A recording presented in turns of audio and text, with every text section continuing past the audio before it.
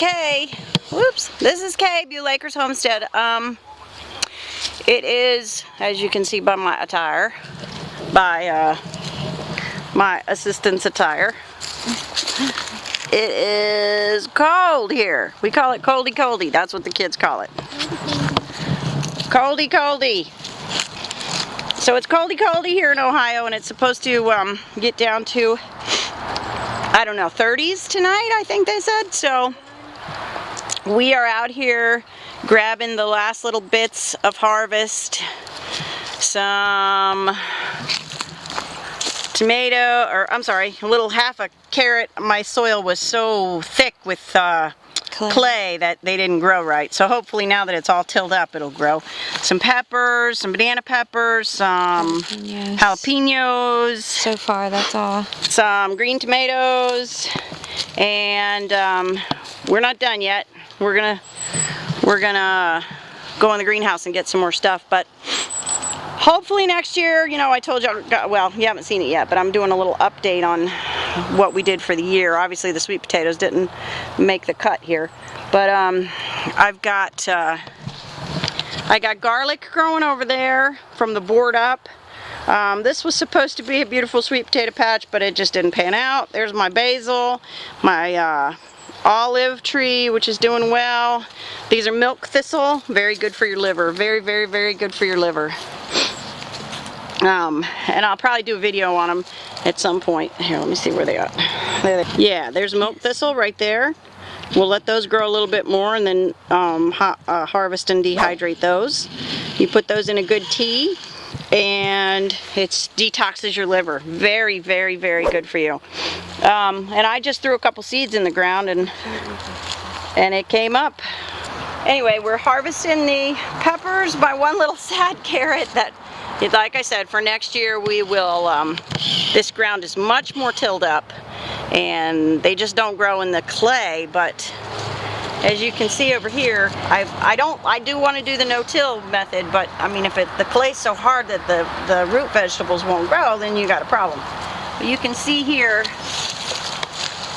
this is what's underneath, and it's wet right now because we've had a lot of rain, but that is clay, and those root vegetables just couldn't penetrate that. So next year they got squished. Yeah, they look they squished when they grow. I got some I got some pretty worms in here. I got some soil amender on here, and I got a bunch of wood chips on here, and it looks better already, actually. It does. It looks a lot better than it did. So next year we'll keep moving on up the growth chain here. Over here we have, this is my marshmallow root that's doing really well. This is great for stomachs. You get the root off of it, and you, oh, my hands are dirty. Get the root and grind up the root and take it in a tea or a powder, whatever. That's good for stomachs. This is comfrey. My comfrey is doing very well.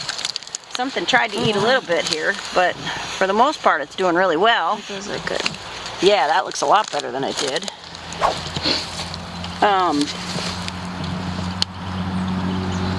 This over here is, chamomile, which took me forever to get germinated.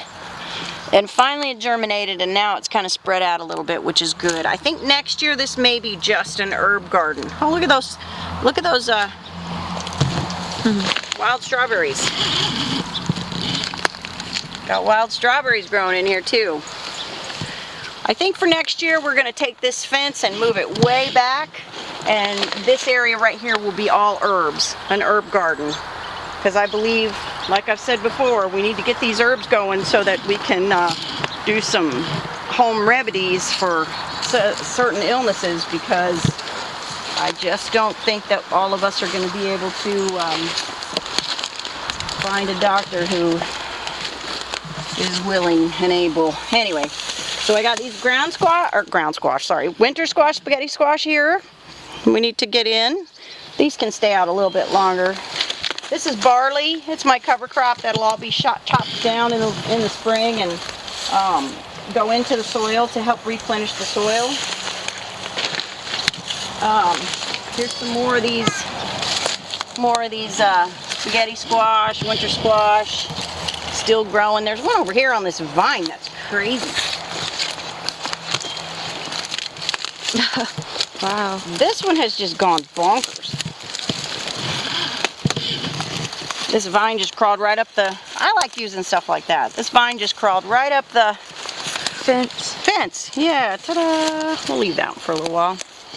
My knees are still kind of rehabbing themselves from the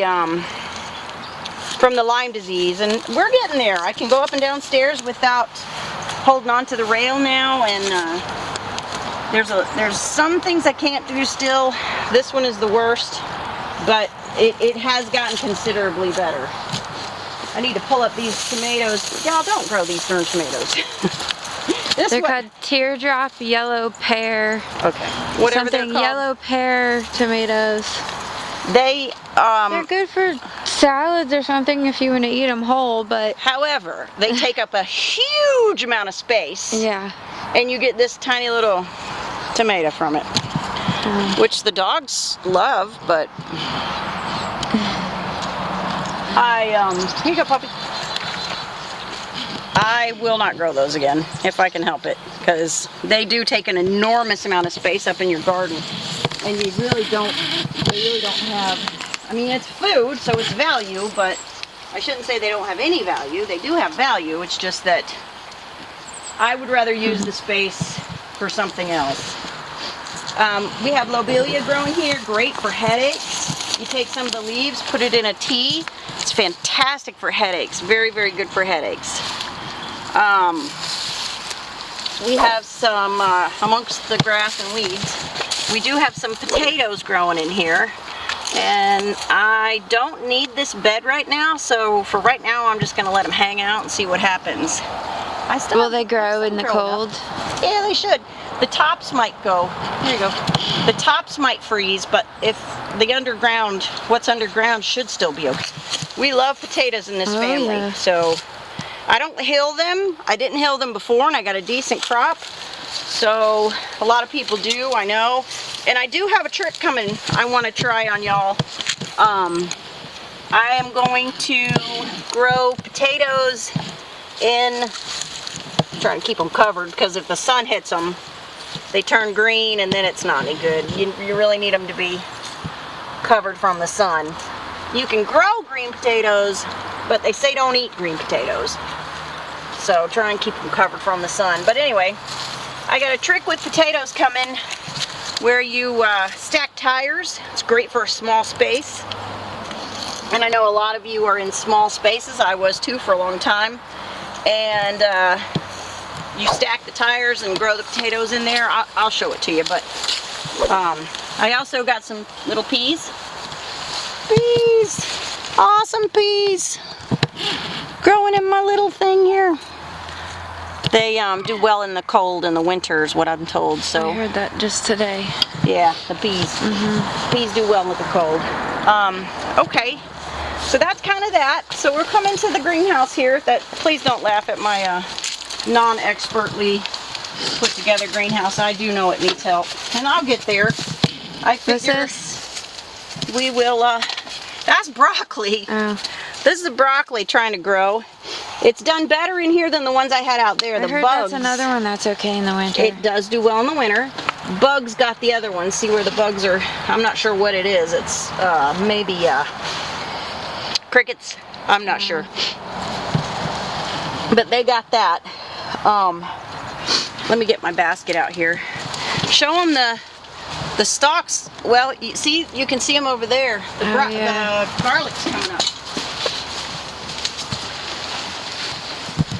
Baby.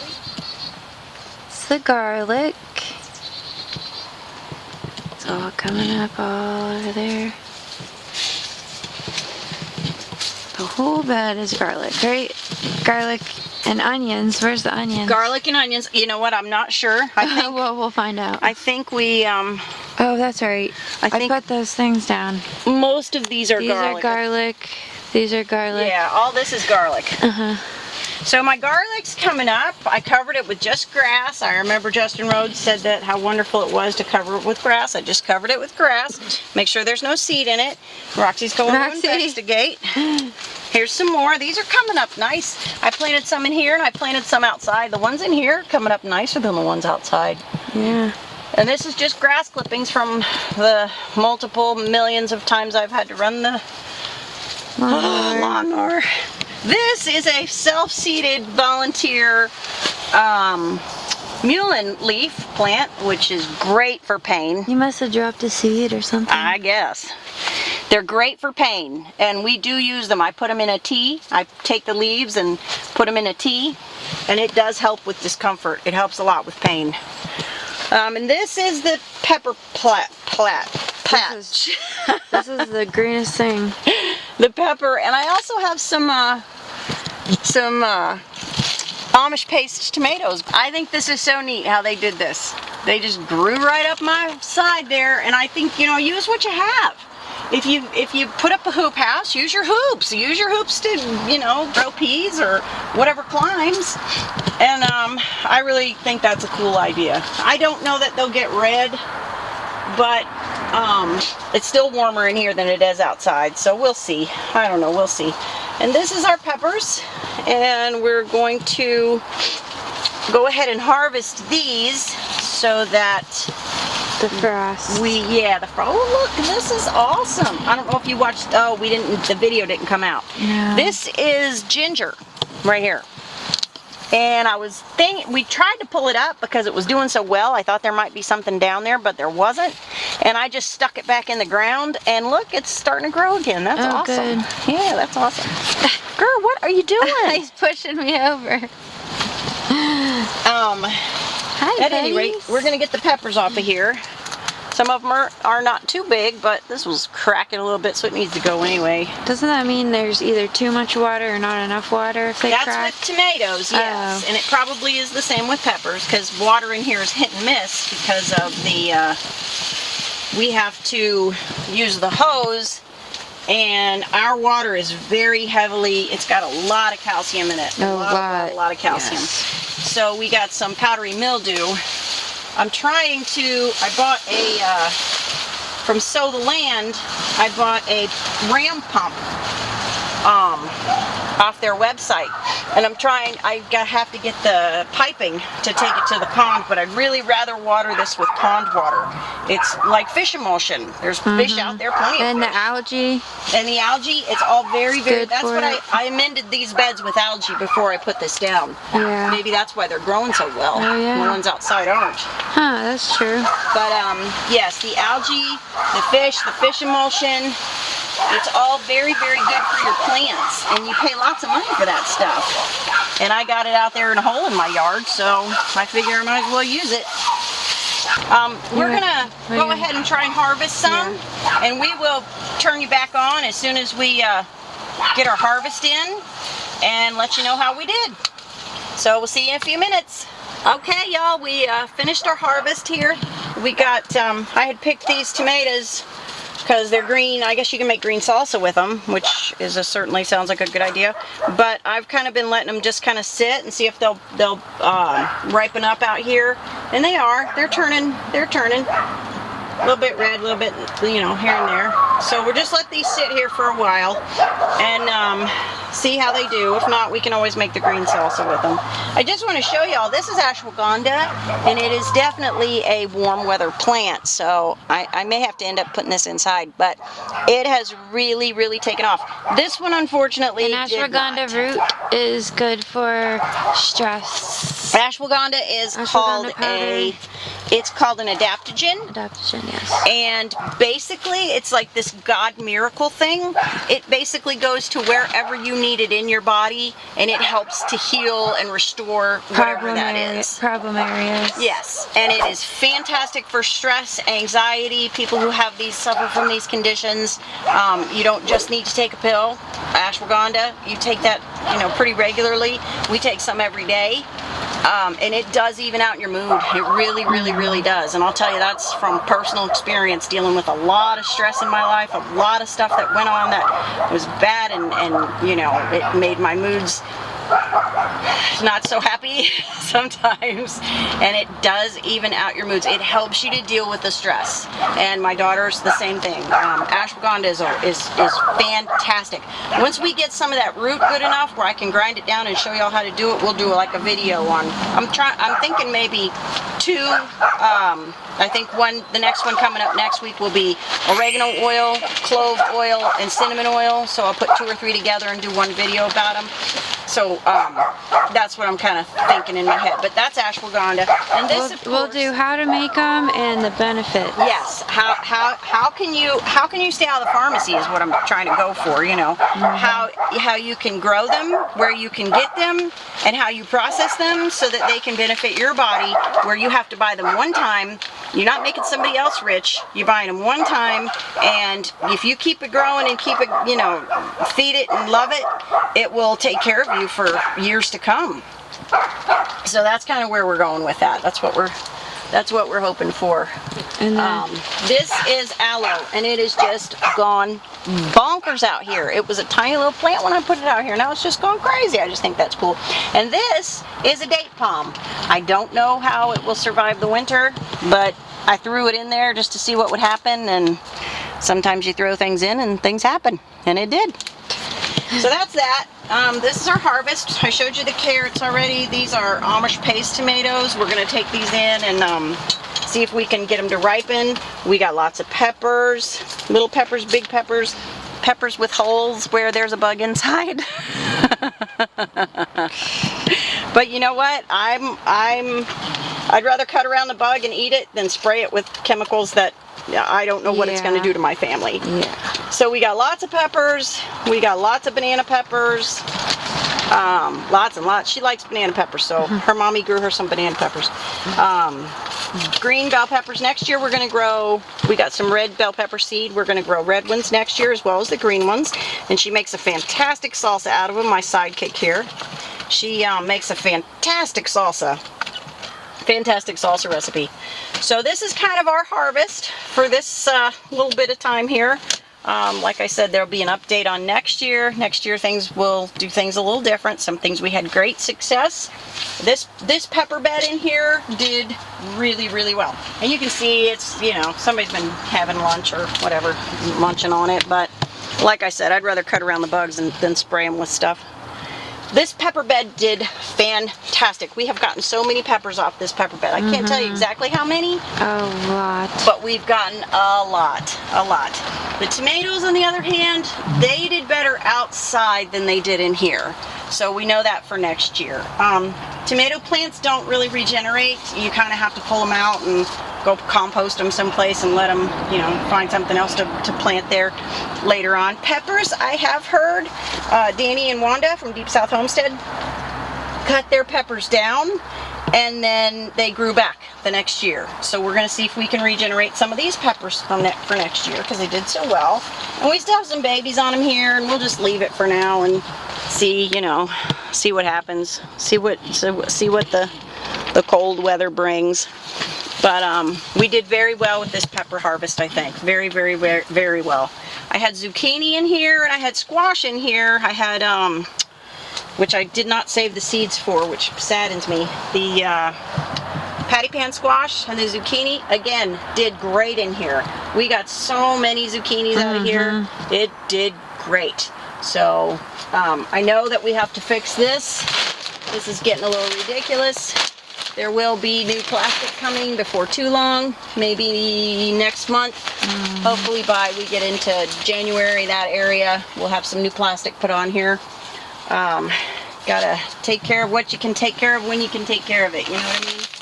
So, but I will say that with this hole here, this side did not do as well as far as bugs and as far as blight and those kinds of things. This side was not as good as that side because it was open and things were blowing through and things were getting through. But next year we'll have this fixed. I'm going to fix the window, I'm going to fix the door and the front, and we're going to fix this side because I just ran out of plastic. So it's working. So yeah. And keep in mind that we're on a huge angle.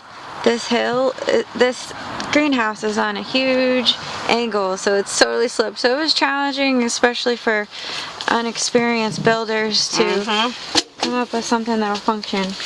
We So we have to fix the door. I think we did pretty well, and it is on. It's. She calls it an angle. I call it a hill. It's a hill. It's on a slope. This whole property slopes down just like that. The whole property. So, I mean, yeah, we had some issues getting it straight and keeping it. You know, we had some issues, but overall, it helped our harvest. We were able to grow quite a bit in here. It gave me a place to put things, store things, and the ultimate is grow things. If we hadn't had this, I don't think our harvest would have been as good. So yes, it needs some work, and yes, I'm not I'm not Bob S. the Builder, but next year we'll know better, and that's what it's all about, people. I didn't know nothing. Listen to me, my mother would have a heart attack. I didn't know anything about this kind of stuff. I had grown some stuff in pots in Florida, but you can grow in Florida. It's warm most of the time. And I really didn't know. I mean, you know, I have learned a lot from places like Deep South Homestead and Roots and Refuge and Sow the Land and many, many others. Many others. I've learned a lot. And this coming year, I'll be a better gardener and homesteader than I was this year. And that is what it's all about. It's about getting your hands dirty, which mine are, and that's okay. It's about getting your fingers in the soil. It's about learning what you're doing. It's about providing for your family. And you know, if you don't try, you won't have it. So I had the need to try, and we've done pretty well for our first year. And going through the emotional stuff and the family stuff and the divorce and, you know, all the stuff we've had to go through, the loss of the chickens. We had a pretty banged up year, but we grew some stuff, and we ate the stuff we grew, and we learned a lot. And that's kind of what I want to get across to everybody who watches this. And thank you for watching, and thank you for subscribing and hitting the like button, and your comments are wonderful. Thank you for everything, you know, that you've done, and share this video so we can grow more, so we can do more. And I just want you to know that we do pray for you, and I do appreciate everything that you do. And let's get some stuff going. Let's learn some stuff. Let's grow some stuff. Let's heal ourselves with healthy food and plants that we can grow ourselves. And let's do more next year than we did this year. And that's kind of the message that I want to send. So anyway, we're going to take the harvest in and do something with our peppers and tomatoes and our one little scrawny carrot. And we'll see you next time. Thanks for watching. That's all. Kay from Beulah Acres Homestead.